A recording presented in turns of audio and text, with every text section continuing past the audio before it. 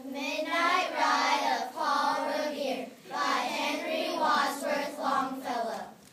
Listen, my children, and you shall hear of the midnight ride of Paul Revere. On the 18th of April in 75, hardly a man is now alive who remembers that famous day and year. He said to his friend, if the British march by land or sea from the town tonight, hang a lantern aloft in the belfry arch. Of the old North Church as a signal light, one if by land and two if by sea, and I on the opposite shore will be, ready to ride and spread the alarm through every Middlesex village and farm, and the country folk will be up and to on.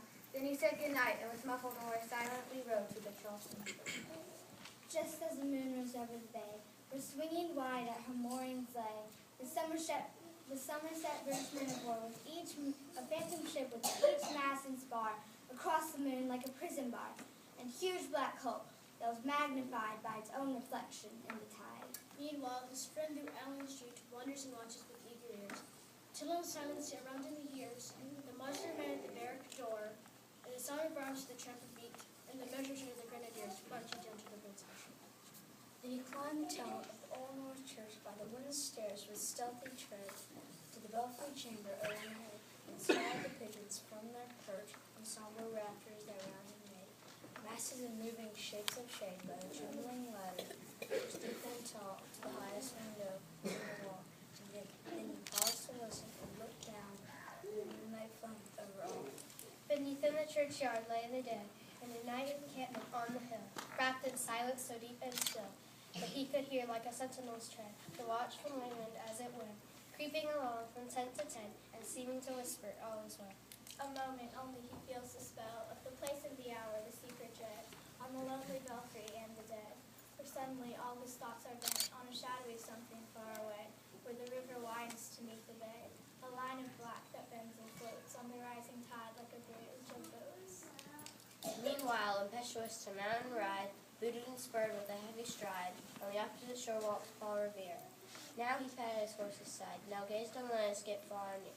Then, impetuous, stamped the earth, and turned and tightened the saddle girth. But mostly he watched with eager search the belfry tower of the Old North Church, as it rose above the graves on the hill, lonely, spectral, somber, and still.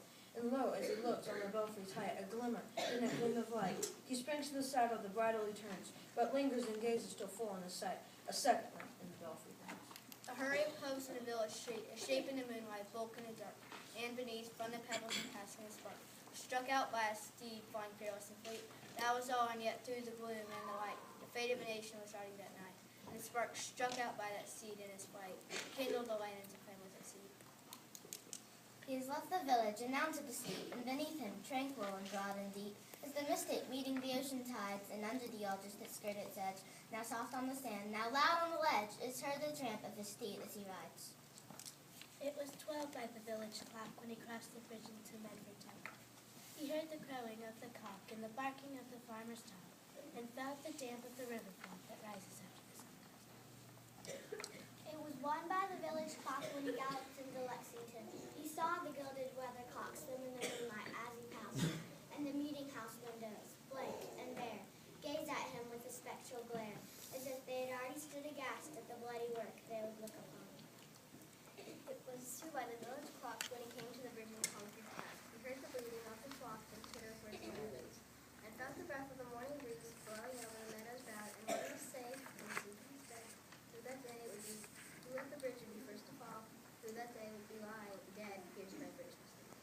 You know the rest of the secret, how the British regulars fight with them, how the farmers gave them ball for ball from behind each fence and farmyard wall, chasing the redcoats down the lane, then crossing the fields to emerge again, under the trees at the turn of the road,